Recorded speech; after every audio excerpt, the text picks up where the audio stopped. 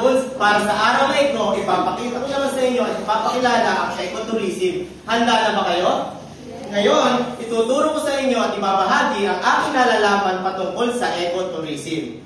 Handa na ba kayo na malaman ang patungkol sa ecotourism? Alam nyo ba na ang ecotourism ay responsible travel to the natural areas that conserve the environment? At ito rin yung nangangalaga para sa ating likas na yaman at sa ating bansa. Ito rin ang nagsusustain ng well-being of local people at nag-i-interpret sa edukasyon. Kaya sobrang halaga nito. Ngayon, alam nyo na, ituturo ko naman sa inyo at ibabahagi ang kaalaman na ito. Hindi ko kayo naririnig. Handa na ba kayo? Yes! Handa na ba kayo? Yes! Hi! What's up mga kapuns? Para sa araw na ito, kung di pa kayo nakasubscribe sa aking channel, please click the subscribe button at ang bell button para updated rin kayo sa aking mga video. Ating alagaan at ingatan ng ating kalikasan para sa gayon ating pangalagaan at ating mapahalagahan para sa mga darating na henerasyon.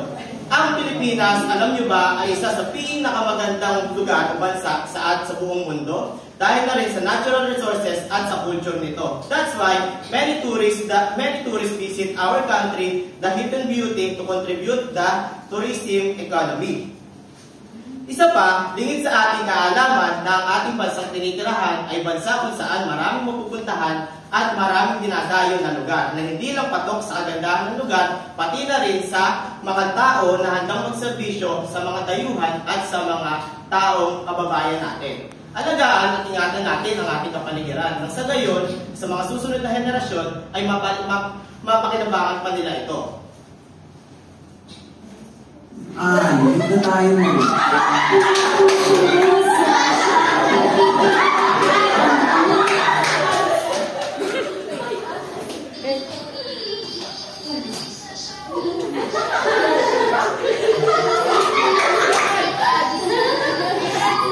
Skip ads sama na. Skip ads.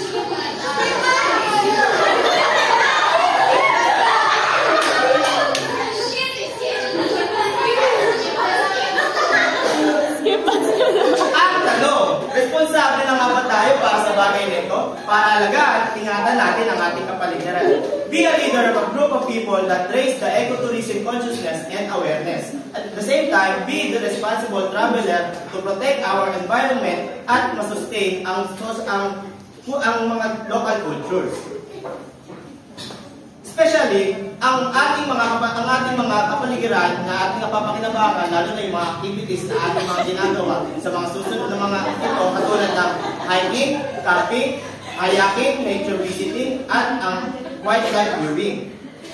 Ecotourism in the Philippines ay naglulunsad ng mga bagay upang maturuan tayo ng bansang Pilipinas na naglalayon na ang bansang Pilipinas ay pang-18 na bansa sa buong mundo na mayroong 70 to 80 na multitude by diversity na naglalayo na masustain ang ating kapaligiran. Ganon din, ang ating bansa ay mayroong 15.8 hectares na tropical forest at diverse geography na ganon din ang Department of Environment and Natural Resources o ang DNR ay naglulunsad at naglalayon na mayroon silang panukala na tinatawag na Ecotourism Tracking Tool o ang ETT na mag-sustain at mag-assess sa lahat ng mga tourist destination. Did you know that Philippines have already emerged that sector of ecotourism? Kaya mga kapuns, ito lang sa araw na ito. Maraming salamat sa inyong pakikinig, ating mahalin, ating alagaan at ating pakaingatan ang ating kapaligiran. Ingat sa akin, ingat sa inyo. Bye-bye!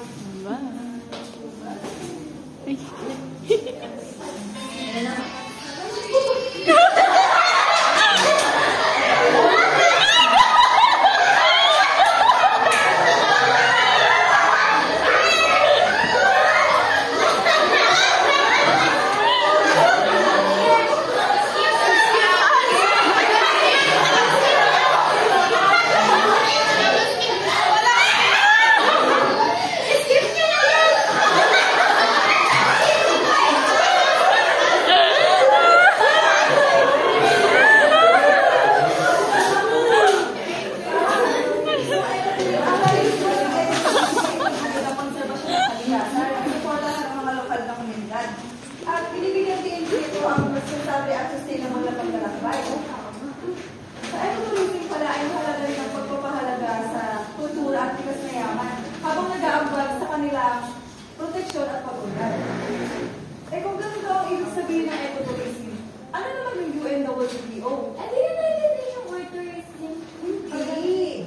I mean, ano yung ibig sabihin yun at ano yung purpose nito? Wala akong idea, pero pwede natin siyang i-search sa Google.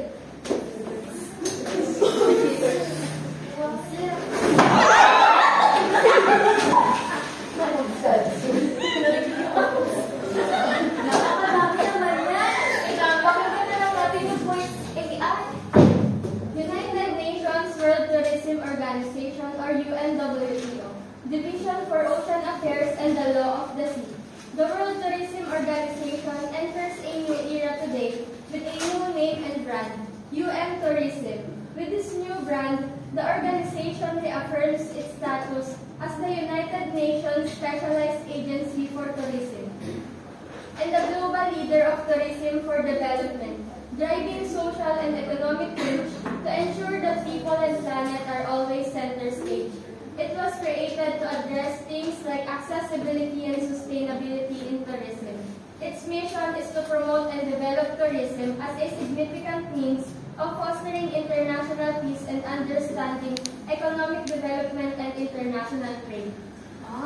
Ibig sabihin pala, ang United Nations Tourism Organization ay muli pinaralangan bilang UN Tourism upang mas maipakita ang kanilang unang pangunahing layunin sa ahensya ng UN para sa mga turismo. Ang kanilang mission ay itaguyod ang turismo bilang isang paraan para sa kapayapaan, pagtunggol ng ekonomiya at kalakalan sa international.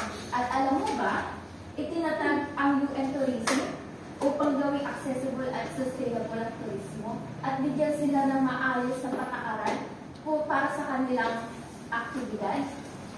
Ano naman yung TAIS? The International Ecotourism Hindi! Kung ang UN, WTO ay may layunin, ano naman sabi, ano TAIS? Search na nga lang din natin yan. The International Ecotourism Society is a non-profit organization dedicated to promoting ecotourism. TICE has been on the forefront of the development of ecotourism, providing guidelines and standards, training technical assistance, and educational resources. TICE Global Network of Ecotourism Professionals and Travelers is leading the efforts to make tourism a viable tool for conservation, protection of biocultural diversity, and sustainable community development. TICE is committed to helping organizations, communities, and individuals to promote and practice the principles of ecotourism. Sometimes pala yung sa organization ng tataguyod ng sustainable tourism. At nagbibigay din dito sa pag-preserve ng kalikasan ng kultura. So ito rin pala yung naglalayong i-promote ang mga prinsipyo ng ecotourism, tulad ng responsable ng lalakbay at ang pagpapahalaga sa lokal na komunidad at kapaligiran. Kung may organization ang TAIS, ano naman yung policies nila? Wait, parang napadaan yan sa feed mo sa Facebook. Tingnan nga natin. What's up mga kapuns? Nagbabalik ang inyong Puns TV show. Ito ang interview day-to-day talk. Ngayon, ituturo ko naman sa inyo o ang ibabahagi sa inyo ang dalawang eksperto na pagdating sa polisiya ng sustainable and responsive tourism ay eksperto sila. Ang UNWTO at ang TICE. Kulangin na natin ang UNWTO.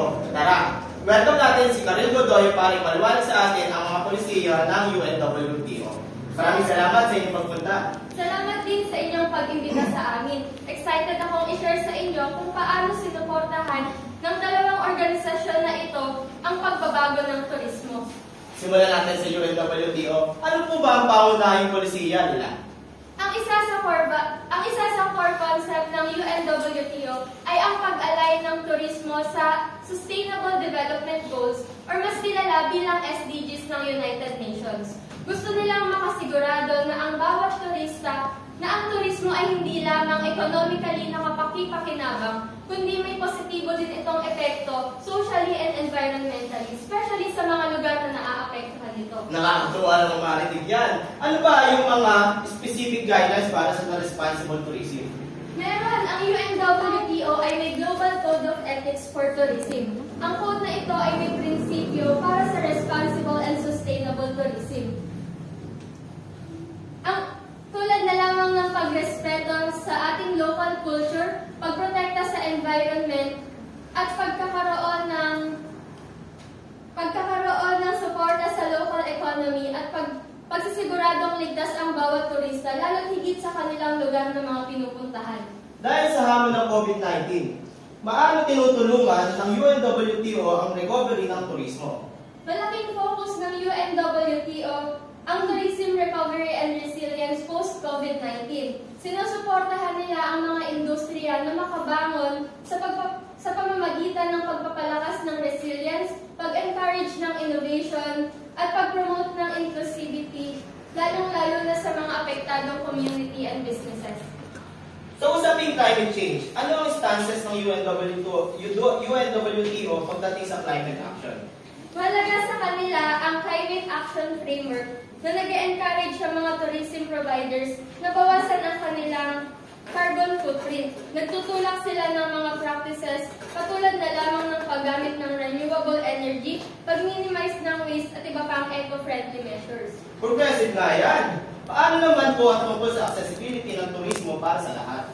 Malakas ang kanilang paniniwala sa inclusive and accessible tourism. Nag-encourage sila ng mga policies para gawing accessible ang turismo para sa lahat, kabilang ang mga may disabilities at iba't iba pang edad.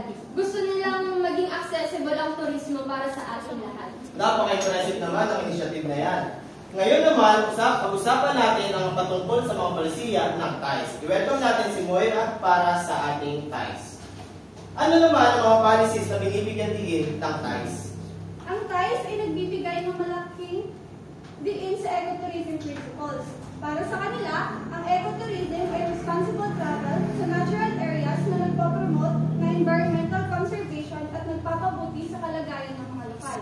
Kasama din dito ang pag-minimize ng impact, pag-build ng environmental awareness at pagrespeto sa kultura ng lokal. Ibig sabihin, na-encourage ng TIES ang involvement sa lokal? Yes, malaking bagay sa TIES ang community-based tourism. Naniniwala sila na dapat kasali ang mga communities para matiyak na ang benepisyo ng turismo ay bumabalik sa mga naninirahan sa lugar na iyon. Sa madaling salita, sinusuportahan nila ang sustainable na kabuhayan at empowerment ng komunidad. Nakatutok din ba sila sa conservation of education? Yes naman, mahalaga rin sa kanila ang environmental conservation and education. Hinihikayat nila ang bawat turista at operators na mag-contribute sa mga efforts sa conservation at magturo tungkol sa kahalagahan ng pagprotekta sa environment. May mga certification din ba yung TIES para sa quality ng tourism service? Yes, nire-recommend ng TIES ang standards and certification sa ecotourism. Sinusuportahan nila ang mga programs na nagpapakita sa travelers kung sino ang responsible tourism providers at nagtataguyod ng accountability sa industriya para sa sustainable practices. Panghuli, paano naman tinutulungan ng TIES ang mga local communities na makamit ang mga goals na ito? Sa pamamagitan ng capacity building and advocacy, may mga program ng TIES na nagbibigay ng kaalaman at resources sa mga local communities para mas maging handa silang i-manage at makinabang sa turismo. Sila rin ay may global advocacy para sa sustainable tourism practices na layuning magkaroon ng positibong epekto sa tao at kalikasan. Maraming salamat sa inyong insight. Salamat sa impormasyon na pinagkaloob sa amin. Salamat at intindihin natin ang mga polisiya na itinuturo sa atin ng UNWTO at ng TIES. Maraming salamat. Isang kasiyahan ang maibahagi ang mga ginagawa ng mga organisasyong ito para sa mas sustainable at inclusive na kinabukasan ng turismo. Maraming salamat sa inyong lahat. Ito ang Pulse TV Show Interview Day to Day Talk. Maraming salamat. May papasa na tayo sa assignment natin. Sana mag-TikTok na lang tayo.